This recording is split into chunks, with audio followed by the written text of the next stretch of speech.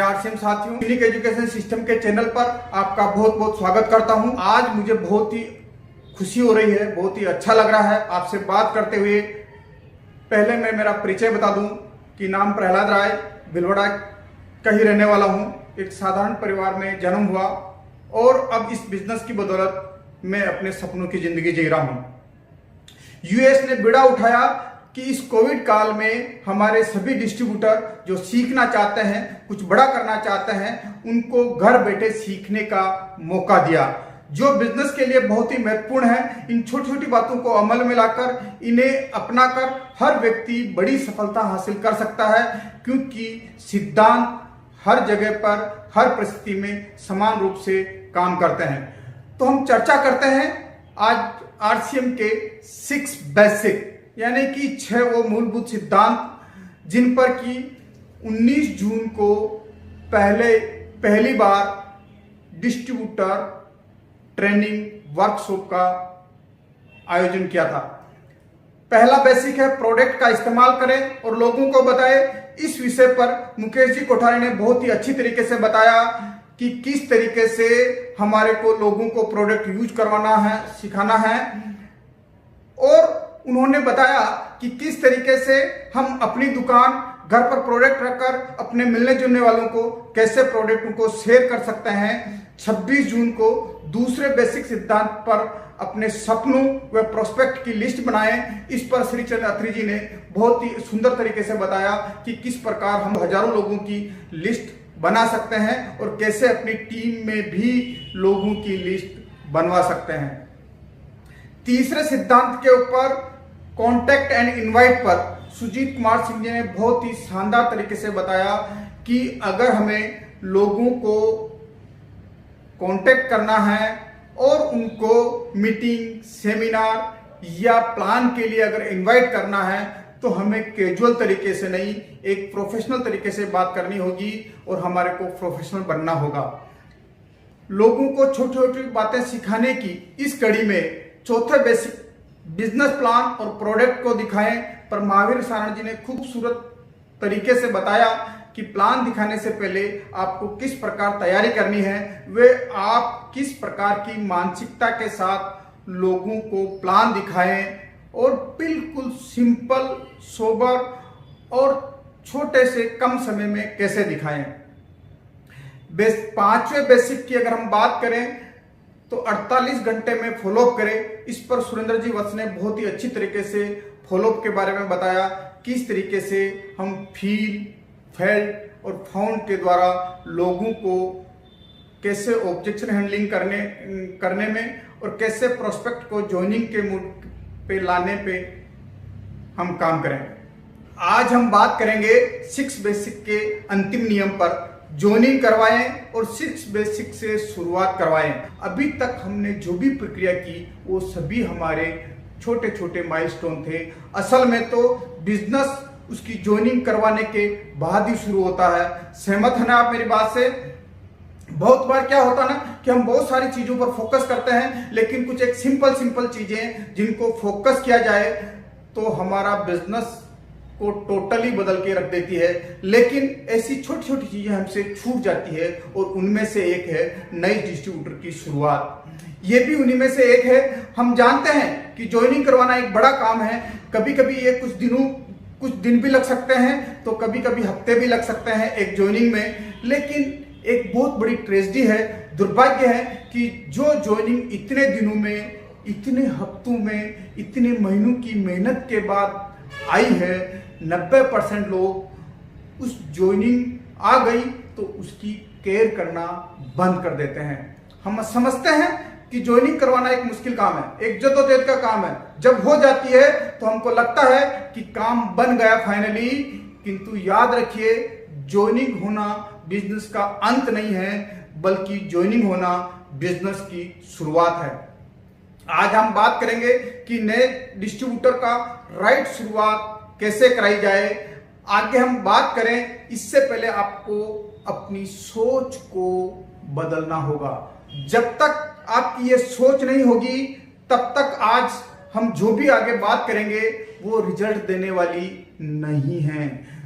जब वो लोग ज्वाइन नहीं किए थे तब आपको लगता था कि बंदा ज्वाइन कर जाए तो मजा आ जाएगा।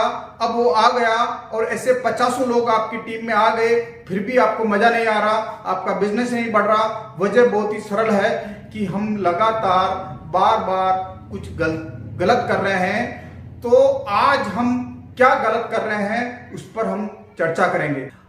आप अपना भविष्य नहीं बदल सकते, लेकिन आप अपनी आदतों को बदल सकते हैं और निश्चित रूप से आपकी आदतों से आपका भविष्य बदल सकता है। हमारा जो बिजनेस है ना, ये डुप्लीकेशन का बिजनेस है। अगर हम किसी डिस्ट्रीब्यूटर की सही शुरुआत करवा दी तो आने वाले समय में हमारे बिजनेस का एक मजबूत स्तंभ बन जाता है, एक मजबूत पिलर बन जाता है। अगर कोई इंसान हमारे साथ बिजनेस की सही शुरुआत करता है तो फिर वो बिजनेस की शुरुआत मानिए। आप ऐसा मत मानिए कि आपका काम खत्म हो गया, काम तो अब शुरू हुआ है। जितना समय हम किसी की ज्वाइनिंग में लगाते हैं उससे ज्यादा समय हम उस डिस्ट्रीब्यूटर के स्टार्टअप में लगाना चाहिए। स्टार्टअप में हम हड़बड़ी नहीं करनी चाहिए, बल्कि शांति से सोच समझकर उसका स्टार्टअप करना चाहिए। बहुत सारे लोग क्या करते हैं, जैसे ज्वाइनिंग हुई उनका काम खत्म हो गया ऐसा समझ लेते हैं।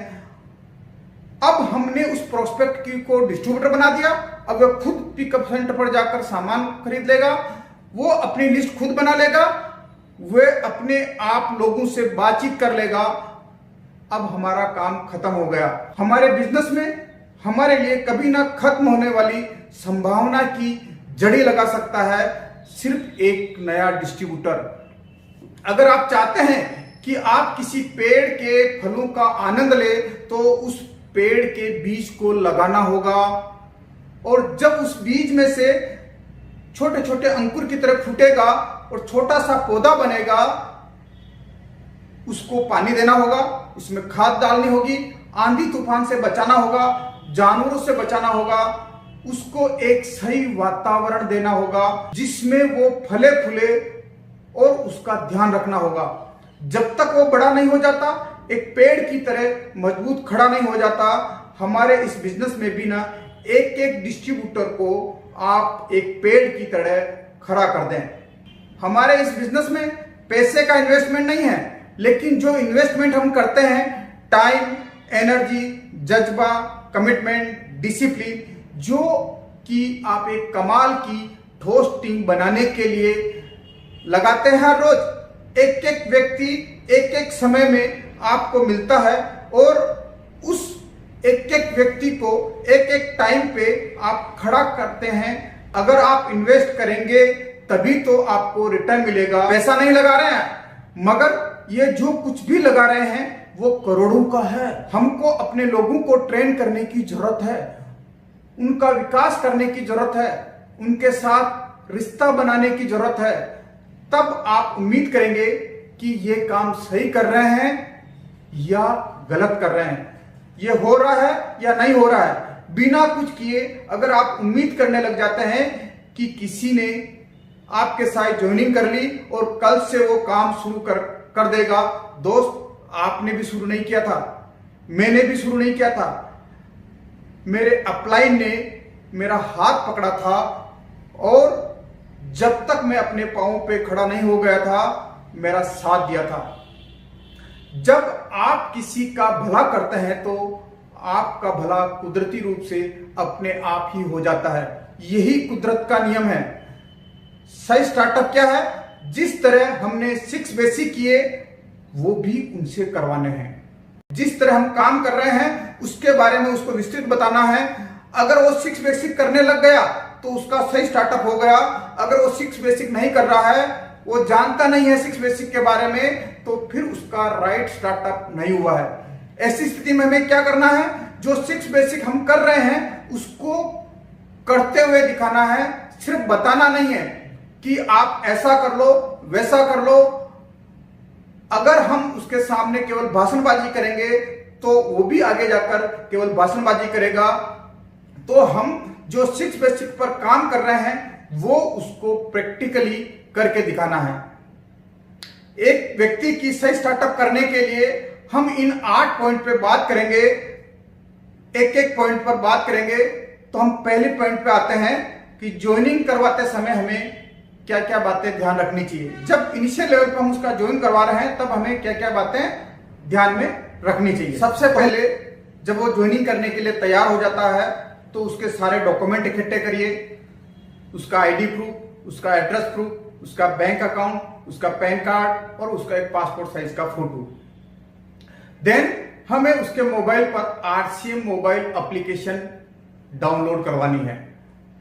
आरसीएम मोबाइल एप्लीकेशन डाउनलोड करवानी है और उसको बताना है कि किस तरीके से मोबाइल एप्लीकेशन पर जाकर वो अपनी ज्वाइनिंग खुद फीड करें। देन उसको बताना है कि एप्लीकेंट नाम, जब आप एप्लीकेंट नाम भरते हैं तो एप्लीकेंट नाम भरते वक्त आपको बहुत ही सावधानी रखनी है। कई सारे लोग अपने भाई के नाम पर ज्वाइनिंग कर लेते हैं, भाई को एप्लीकेंट बना लेते हैं। कई सारे लोग अपनी सास को एप्लीकेंट बना लेते हैं, तो कई सारे लोग अपने ससुर को एप्लीकेंट बना लेते हैं और कई सारे लोग अपनी साली को एप्लीकेंट बना लेते हैं। क्योंकि ये बिजनेस जो है ना, जन्मों जन्मों का बिजनेस है। तो अगर वो व्यक्ति के साथ अगर किसी तरह का कोई चैलेंज है तो सबसे पहले हमें एप्लीकेंट किसको रखना है ये हमारे को तय करना है। देन इसमें प्रपोजर का महत्व क्या है, स्पॉन्सर नंबर यानी कि जिसके नीचे बिजनेस उसको ज्वाइन करवाना है उस व्यक्ति का स्पॉन्सर नंबर डालना है और फादर हस्बैंड नेम में लेट, श्री, श्रीमती या इस तरह का हमारे को कुछ नहीं लगाना है। एंड नॉमिनी का नाम पैन कार्ड, यानी कि पैन कार्ड के ऊपर अगर हम बात करें तो उसको बताना पड़ेगा कि एक निश्चित अमाउंट के बाद पैन कार्ड अगर आपका फीड नहीं है तो आपका टीडीएस जो है 20% कटेगा। या हम इसको यूं बात करें तो आरसीएम से जो भी पैसा आता है वो 1 नंबर का पैसा आता है और उस पैसे के ऊपर टीडीएस कट के आता है। अगर आपका कमीशन कुल 20,000 या इससे ज्यादा बना तो उस पर 20% टीडीएस कटेगा। देन उसको बैंक अकाउंट, पासबुक और हिंट क्वेश्चन और पासवर्ड के बारे में सभी बारे में उसको डिटेल से बात करनी। लगभग 1 घंटा आपको आधा घंटा तक इस आरसीएम की मोबाइल एप्लीकेशन के बारे में उसके साथ बैठ के डिस्कस करना है।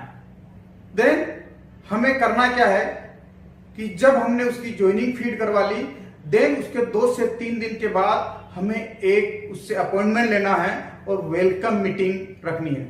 जब हम वेलकम मीटिंग करने के लिए उसके घर पर जाएं तो सबसे पहले आरसीएम की वेबसाइट के बारे में पूरी जानकारी देनी है कि अगर उसको कोई प्रोडक्ट ऑनलाइन डायरेक्ट परचेज करना है तो वो कैसे कर सकता है, कैसे ऑर्डर करवा सकता है। अगर उसके कहीं मिलने जुलने वाले अगर कहीं बाहर रहते हैं तो उसके यहाँ पर उनको रजिस्टर्ड बायर बनाकर किस तरीके से उनके वहां पर वो प्रोडक्ट भिजवा सकता है। देन प्रोडक्ट के बारे में उसको पूरा वेबसाइट में बताना है। मीडिया के अंदर जो प्रोडक्ट के कई प्रमोशनल वीडियो पड़े हैं उनके बारे में बात करनी है उनको। डायरेक्ट सेलर का मैसेज जो कि हमारे एमडी श्री टीसी छाबड़ा जी के द्वारा दिया जाता है या कंपनी की कोई भी नई इंफॉर्मेशन मिलती है तो डायरेक्ट सेलर मैसेज के माध्यम से मिलती है। तो डायरेक्ट सेलर के मैसेज को कैसे देखा जाए। अगर उसकी लिस्ट कहीं बाहर है तो बाहर के एरिया में पिकअप सेंटर कहाँ है तो डिलीवरी सेंटर्स के बारे में भी उसको बताएं कि डिलीवरी सेंटर वो कैसे देख सकता है। देन हमें उसको मार्केटिंग प्लान के बारे में पूरी जानकारी देनी है। उसको इस मार्केटिंग प्लान से इनकम कैसे आती है ये भी हमें सब चीजें उस वेलकम मीटिंग में क्लियर कर देनी है और उसको कुछ टूल्स देने हैं। टूल्स में आप कौन कौन से टूल्स देंगे, marketing plan book, product catalogue, कुछ किताबें और कुछ वीडियो आप उसको रिकमेंड करेंगे क्योंकि उनके पास बिजनेस रिलेटेड टूल होना बहुत ही जरूरी है कि जब आप उनके साथ नहीं होते ना तब भी ये टूल काम करते हैं। क्योंकि नेटवर्क मार्केटिंग के बारे में या आरसीएम के बारे में मार्केट में बहुत सारी भ्रांतियां हैं। कई बार उसको भी डाउट आएगा, आप कितना भी उसे बता दें कि वो लोगों से डिस्कस ना करें, इसके बावजूद भी वो किसी न किसी से बात कर लेगा। इसको इस तरह से बताइएगा तो वो अपने तरीके से किसी न किसी से बात कर लेगा। जैसे ही वे किसी से बात करेगा सामने वाला कुछ बोल देगा, अगर वो किताबें पढ़ रहा है, वीडियो देख रहा है, तो ये सारी चीजें, सारी नेगेटिविटी से उससे कोई फर्क नहीं पड़ेगा। ये जो टूल्स है एक वैक्सीन की तरह से काम करता है। आपने प्लान पर अच्छी चर्चा करें कि उसको अगर कोई संशय है तो उसको दूर करें कि ये इनकम इसमें कैसे आती है, इसके बारे में भी आपने चर्चा कर ली। देन हमें चर्चा करनी है वेलकम मीटिंग में future of direct selling. Bharat के अंदर डायरेक्ट सेलिंग का क्या फ्यूचर है। केपीएमजी और फिक्की की रिपोर्ट के मुताबिक 2025 में 64,500 करोड़ का टर्नओवर होगा डायरेक्ट सेलिंग का। तो भारत के अंदर कितना बड़ा फ्यूचर है। अभी भारत में छोटा सा टर्नओवर हो रहा है, मात्र 13,500 करोड़ रुपया, और ये जो 2025 में 5 गुना बढ़ेगा। तो फ्यूचर ऑफ डायरेक्ट सेलिंग के बारे में बात करें। Then power of direct selling, देखिए कि मल्टीप्लिकेशन का जो पावर है वो सिर्फ डायरेक्ट सेलिंग में है। अगर हम टाइम की मल्टीप्लिकेशन की बात करें, मेन पावर के मल्टीप्लिकेशन की बात करें, और कंपाउंडिंग इफेक्ट है वो भी सिर्फ डायरेक्ट सेलिंग में है। तो हमें पावर ऑफ डायरेक्ट सेलिंग यानी कि इसके बारे में भी हम चर्चा कर सकते हैं। कंपनी के बारे में बात करें, और नए व्यक्ति को जो भी सूचनाएं देनी होती है उसके लिए आप उसको एक व्हाट्सएप ग्रुप में ऐड कर लें, या आपने कोई अगर ब्रॉडकास्ट ग्रुप बना रखा है तो उस ब्रॉडकास्ट ग्रुप में ऐड कर लें। आपको सूचना देने के लिए उसको व्हाट्सएप ग्रुप में ऐड कर लिया। अब उससे बात करनी है कि हमारे सिस्टम की मीटिंग के बारे में। देखिए कि एक मीटिंग जो है ना, उसमें कई गुना ऊर्जा भर लेती है, उसके कई विश्वास को बढ़ा लेती है। जब वो स्टेज पर जाकर लोगों को सुनता है, लोगों से रिलेट करता है, जब ये कर सकता है तो मैं भी कर सकता हूं, और उसको ये मीटिंग जो है उसका विश्वास को कई गुना ज्यादा बढ़ा लेती है। तो हमें उसको यूनिक एजुकेशन सिस्टम के बारे में बताना है, और यूनिक एजुकेशन के यूट्यूब चैनल को सब्सक्राइब करवाना है।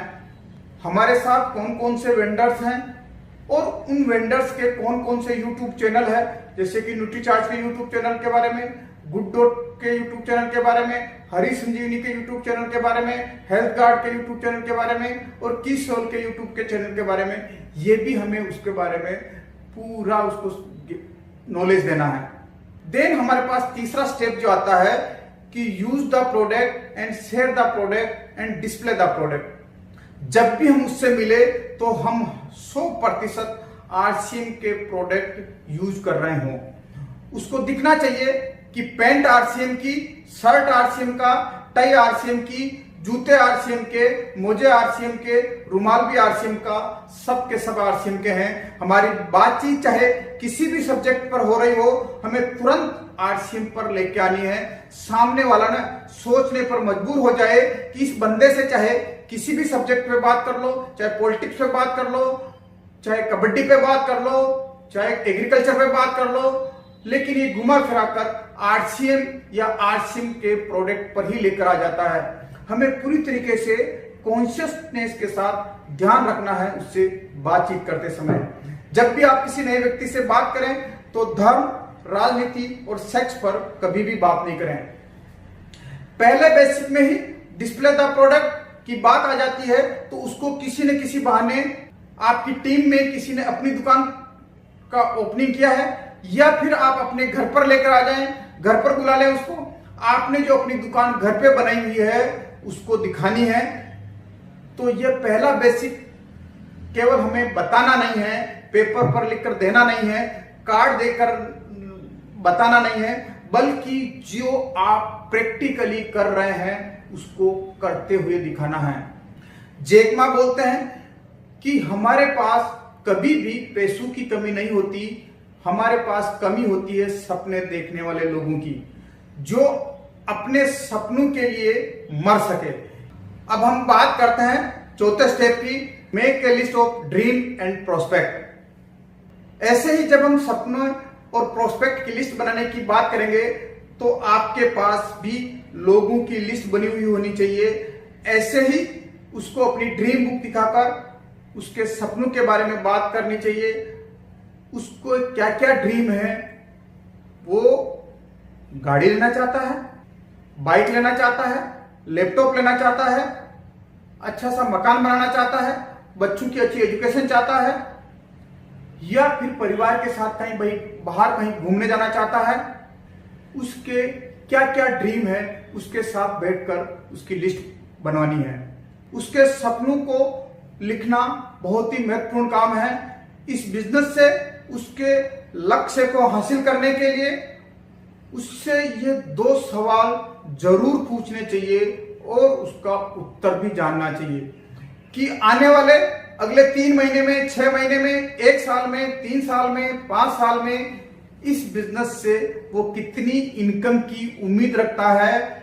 और दूसरा सवाल, अगले 3 महीने, 6 महीने, 1 साल, 3 साल, 5 साल में इस बिजनेस से कौन कौन से सपने पूरे करना चाहता है।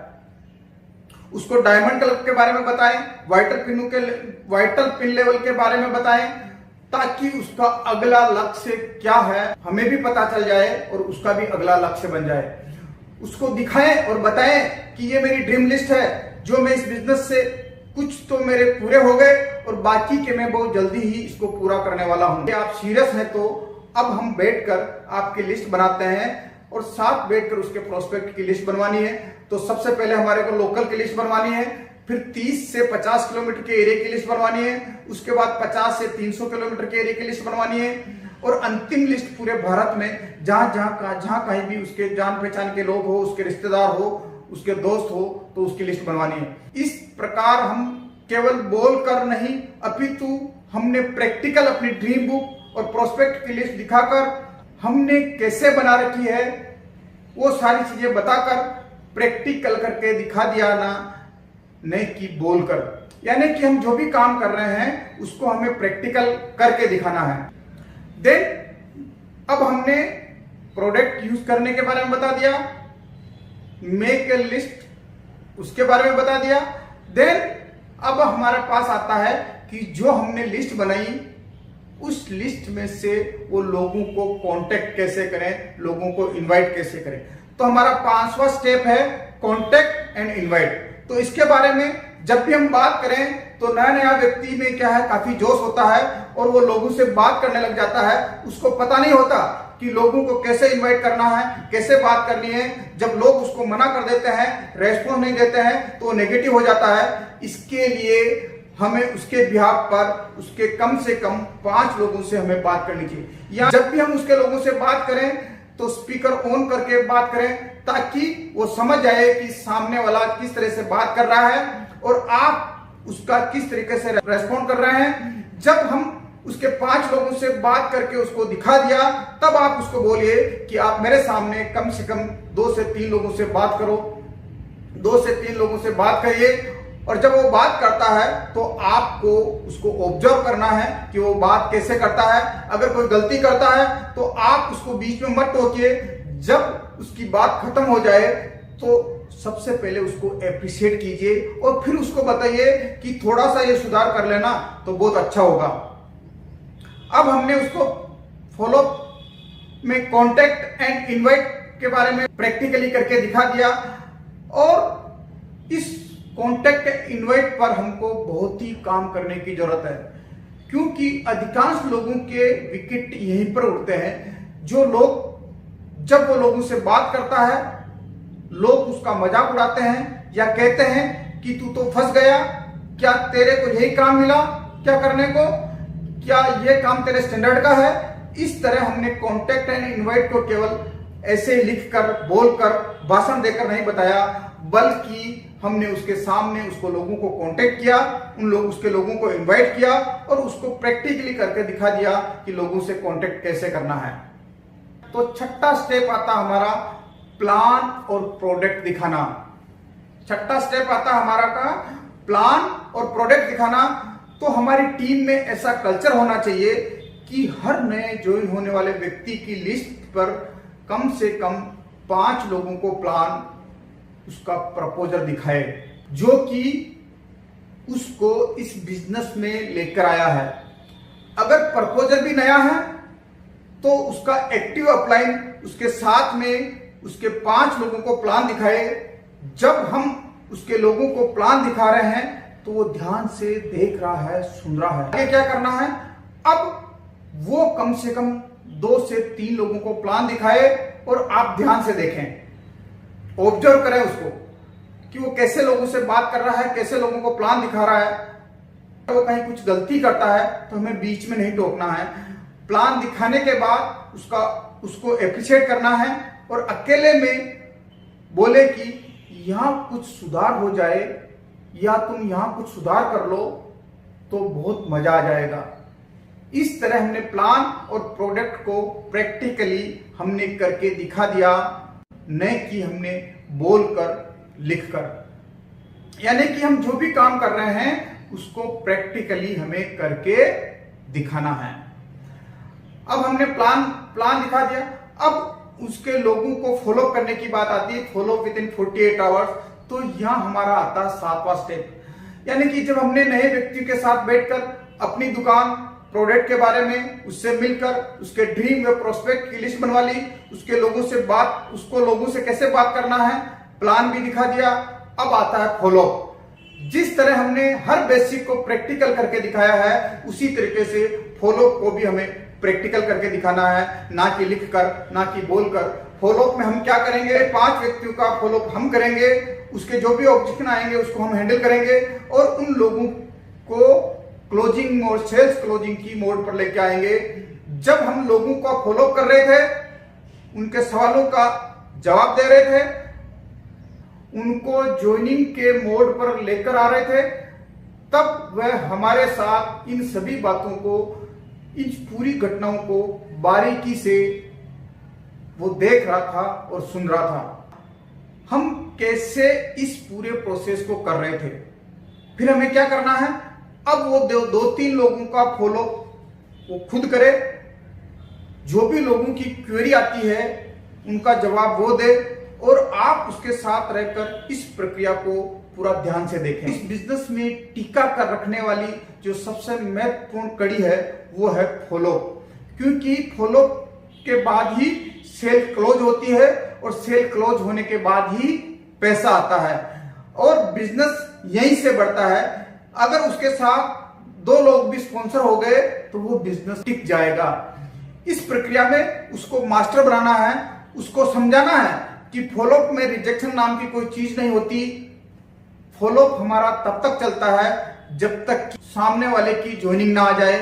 इस तरह हमने पहले, दूसरे, तीसरे, चौथे व 5वें बेसिक को बोलकर, नहीं हमने लिखकर और नहीं हमने भाषणबाजी करके बताया, अपितु हमने उसके साथ मिलकर बहुत ही प्रैक्टिकल तरीके से काम करके दिखाया। अब हमारा फॉलोअप हो गया। अब 8वां स्टेप हमारा आता है complete joining process and start with 6 basic. अभी तक हमने जो भी काम किए हैं उसके साथ, अब उसको यह समझाना है कि अभी तक मैंने आपके साथ जो जो काम किए हैं, ज्वाइनिंग करवाते वक्त किन किन चीजों का ध्यान रखना है। दूसरा काम अपन ने किया वेलकम मीटिंग, कि हम वेलकम मीटिंग में तो हमने क्या क्या बातें की है वेलकम मीटिंग के बारे में। देन तीसरा, use the product, save the product and display the product. चौथा पॉइंट था हमारा make a list, dream and prospect. 5वां पॉइंट था हमारा कॉन्टेक्ट एंड इनवाइट। 6ठा पॉइंट था हमारा show the plan and product. और 7वां पॉइंट था फॉलो विद इन 48 आवर्स। ये हमने जो 7 पॉइंट उसके साथ किए हैं, उसको यह बताना है कि जिस तरीके से हमने 7 पॉइंट तुम्हारे साथ प्रैक्टिकल किए हैं, वैसे ही आप जब किसी नए डिस्ट्रीब्यूटर को ज्वाइन करवाते हैं तो आपको ये 7 पॉइंट का रिपीटेशन करना है। इस तरीके से 7 स्टेप आपके साथ रहकर करवाए हैं, वही 7 स्टेप आपको हर ज्वाइन होने वाले व्यक्ति के साथ करना है। जिस तरीके से मैंने बोलकर, लिखकर नहीं बताया, आपके साथ प्रैक्टिकल करके बताया है, इसी तरीके से आपको 6 बेसिक के हर स्टेप को दिखाना है, ना कि ऐसे ही बोलकर, लिखकर बताना है, क्योंकि ये हमारा बिजनेस डुप्लीकेशन का है। जैसा हम कर रहे हैं लोग वैसा ही करेंगे। कहते हैं ना कि लोग आप जो बोलते हैं कहते हैं वो नहीं करते हैं, बल्कि जो आप करते हैं उसको देखकर वैसा ही करने का प्रयास करते हैं। अब सही शुरुआत करवाने के बाद उसे एक्टिव मोड में लेकर आना है। एक्टिव वर्किंग मोड का मतलब उसको डायमंड क्लब के बारे में पता हो, सभी वाइटल लेवल के बारे में पूरी जानकारी हो, रॉयल्टी की पिनों में कितना बिजनेस होता है और कितनी इनकम आती है, ये सारा उसको ज्ञान हो। 1 to 1 वो प्लान दिखाता हो, मीटिंग में नए नए व्यक्तियों को लेकर वो नियमित आता हो, खुद कभी कभी होम मीटिंग का ऑर्गेनाइज करता हो, प्रोडक्ट की रिटेलिंग करने लग गया हो और उसने कोई न कोई वाइटल पिन लेवल अचीव कर लिया हो। जब उसने वाइटल पिन लेवल अचीव कर लिया तो उसका स्टेज पर सेलिब्रेशन हो गया हो, तो समझो डिस्ट्रीब्यूटर एक्टिव वर्किंग मोड में आ गया है। तो हमने जो भी बातें की, इसका मोरल, स्टोरी का मोरल क्या है, या हमने जो भी बातें की उसका मोरल क्या है? मोरल बहुत ही सरल है कि आप अपने लोगों का ध्यान रखोगे और अगर आप अच्छी तरीके से उनका ध्यान रखते हैं तो वह आपके सपनों का, आपके परिवार का, आपके पूरी जिंदगी का ध्यान रखेंगे जब तक आप जीवित हैं, और जब आप जीवित नहीं हैं तब भी। शिव खेड़ा जी का एक कोटेशन है कि विजेता कोई अलग काम नहीं करते, लेकिन विजेता हर काम को अलग ढंग से करते हैं। मैं इसको एक बार वापस रिपीट करना चाहता हूं, विजेता कोई अलग काम नहीं करते हैं, लेकिन विजेता हर काम को अलग ढंग से करते हैं। तो मुझे आशा है, मुझे पूर्ण विश्वास है कि आप आज से आपकी टीम में हर आने वाले नए डिस्ट्रीब्यूटर की सही शुरुआत करवाएंगे और अपने इस बिजनेस में बहुत बड़ी ऊंचाइयों के मुकाम पर जाएंगे। Thank you. जय आरसीएम।